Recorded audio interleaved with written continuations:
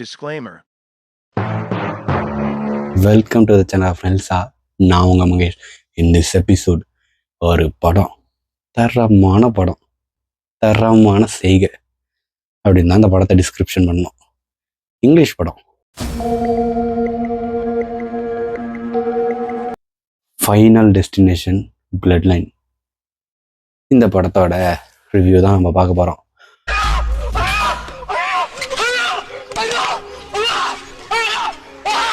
இந்த படத்தோட கதையை பற்றி சொல்லணுன்னா ஒன்றும் கிடையாது. சாவுக்கிட்டேருந்து தயவு செஞ்சு தப்பிக்க ட்ரை பண்ணாதீங்க. சாவு வந்தால் செத்து போயிருங்க.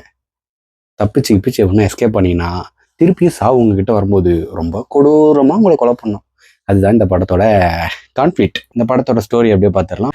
உச்சியில் எடுத்துன்னு போய் ஒரு ஹோட்டலை கட்டுறான். ஹோட்டலுக்கு போகிற நம்ம ஹீரோயின் ஹோட்டலில் ஒரு அசம்பாவிதம் நடக்கும் போது அதை தடுத்து நிறுத்திடுறாங்க. அவங்க தடுத்து நிறுத்தினதால என்ன நடக்குது அப்படின்றதான் இந்த படத்தோட மொத்த கதையை.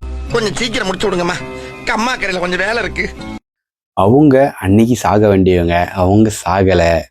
மரணத்துக்கிட்ட விளையாடாதீங்க நண்பர்களே அப்படின்ற மாதிரி மரணம் வந்து திருப்பி அவங்க குடும்பத்தை வச்சு செய்யும்.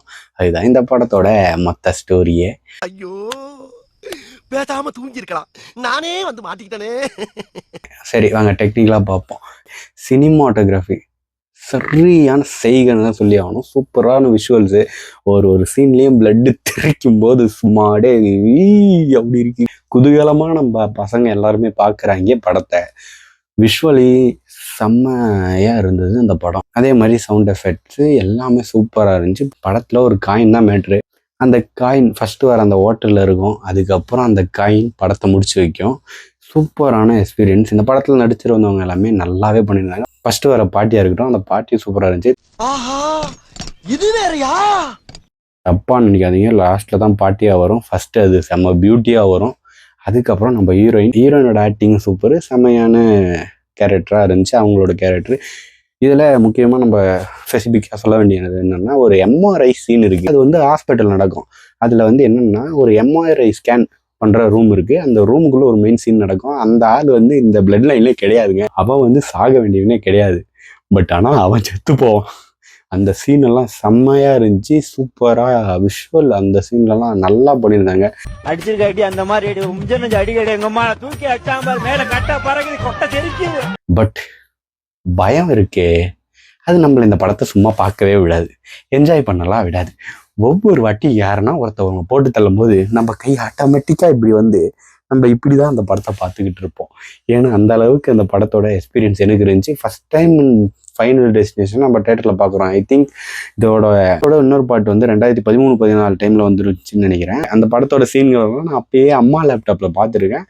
அப்பயே கொடூரமாக எடுத்து வச்சிருப்பாங்க. இப்போ அதையும் தாண்டி சூப்பராக கொடூரமாக எடுத்துருக்காங்க. 8வது அதிகாரத்தை என்னடா சொல்லிருக்காரு? இவ்வளவு அதிகாரமா கேக்குறானே, தப்பா சொன்னா கொன்றுவானோ, பொதுவா சொல்லுவான். செம்ம எக்ஸ்பீரியன்ஸாக இருந்துச்சு இந்த ஃபைனல் டெஸ்டினேஷன் மூவி. நான் இந்த படம் மட்டும் பார்க்கல, அடுத்ததா அப்படியே மிஷன் இம்பாசிபிள் உள்ள புந்துட்டோம். மிஷன் இம்பாசிபிள் த ஃபைனல் ரிகிங், அந்த படத்தையும் நான் அன்னைக்கே பார்த்து முடித்தேன். இந்த படமும் சரி, டாம் க்ரூஸோட ஆக்டிங்கும் சரி, இந்த படத்தோட ஸ்டண்ட் போர்ஷன்ஸும் சரி நல்லா இருந்துச்சு. ஃபர்ஸ்ட் இந்த படத்தோட ஸ்டோரியை பற்றி பார்த்துருவோம். 2023 ரிலீஸ் ஆன அந்த படத்தில் வந்த ஸ்டோரியோட இந்த படத்தில் முடிச்சு வச்சுருக்காங்க. அந்த படத்தில் ஒரு என்டிடி அப்படின்ற ஒரு ஏஐ இருக்கும். அந்த ஏஐ உலகத்தில் இருக்க எல்லா அணு ஆயுதங்களையும் கட்டுப்படுத்திக்கிட்டு இருக்கு. இப்படியே போனால் என்டிடி அணு ஆயுதங்களை வெடிக்க வச்சா உலகமே அழிஞ்சு போகும். அதை எப்படியாவது தடுத்து நிறுத்தி ஆகணும் அப்படின்ற ஒரு மிஷன் தான் நம்ம தலைவன் டாம் க்ரூஸ் கிட்ட வருது. அவர் எப்படி அந்த மிஷனை செஞ்சு முடிச்சாப்புல அப்படின்றது தான் இந்த படம். இதுதான் மிஷன் இம்பாசிபிள் சீரீஸில் கடைசி படம் அப்படின்றாங்க. அது வந்து ஆனால் கடைசியில் எதுவுமே போடலை. ஐ திங்க் அடுத்த படம் வந்தாலும் வரலாம் போல்.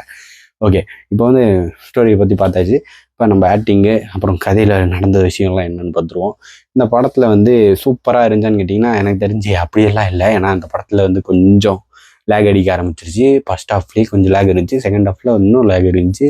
இந்த படத்தோட ஒரு சில காட்சிகள், ஸ்டண்ட் காட்சிகள், தலைவனை ஓட விட்டாலே அவர் ஓடுற இதுலேயே வந்து நம்மளுக்கு செம்மையாக கூஸ்பம்ஸ் ஆகும். அதுவும் அந்த பிஜிஎம் போட்டு டன் டன் டன் டன் டன் டன் டன் டன் டன் டன் டன் அல்ட்டி சூப்பராக இருந்துச்சு அந்த பிஜிஎம்லாம் போட்டப்போ. அதுக்கப்புறமா அந்த படத்தோட ஸ்டண்ட் போர்ஷன்ஸ் மெயினாக கடலுக்குள்ளே ஒரு அண்டர் வாட்டர் சீக்வன்ஸ் இருக்கும், ஒரு சப்மேரின்குள்ளே ஒரு சீக்வன்ஸ் இருக்கும். அதெல்லாம் வந்து நம்ம நெஞ்சை விதைக்க வைக்கும். இம்பாசிபிளாக நம்மளை வந்து உணர வச்சாங்க. பட் ஆனால் தலைவங்கிட்ட போனால் அது இம்பாசிபிளாக இருந்தாலும் பாசிபிள் இல்லை, அதெல்லாம் பாசிபிள் ஆயிடுச்சு.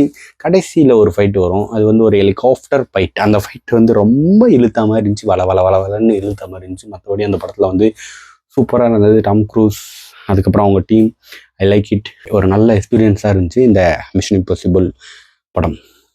பட் ஓவர் லென்த்து, கொஞ்சம் அது ஒன்றும் முடியல பாய்ஸ். அப்புறம் தான் எனக்கு தெரிஞ்சதுங்க அவங்க என்ன ஏமாத்திருக்காங்க. ஃபைனல் டெஸ்டினேஷன் தான் நம்ம கடைசி பார்த்துட்டு வெளியே வந்தோம். வெளியே வந்து வண்டி எடுத்து ஓட்டும் போது என்ன தோணுச்சுன்னா, முன்னாடி ஒரு பாலம் வேலை நடந்துக்கிட்டு இருந்துச்சு, அதில் எதனா மிஸ்டேக் ஆகி நம்ம மேலே விழுந்தா என்ன ஆகும் அப்படின்னு தேவையில்லாத யோசனைகள். அது எல்லாம் காரணம் final destination movie. But really I enjoyed the movie. சூப்பராக இருந்தது. நீங்களும் டைம் இருந்தால் ஒரு வாட்டி போயிட்டு தியேட்டரில் எக்ஸ்பீரியன்ஸ் பண்ணுங்கள், நல்லா இருக்கும். பிளட்டை தெறிக்க விட்டானுங்க மூஞ்சி மேலேயே.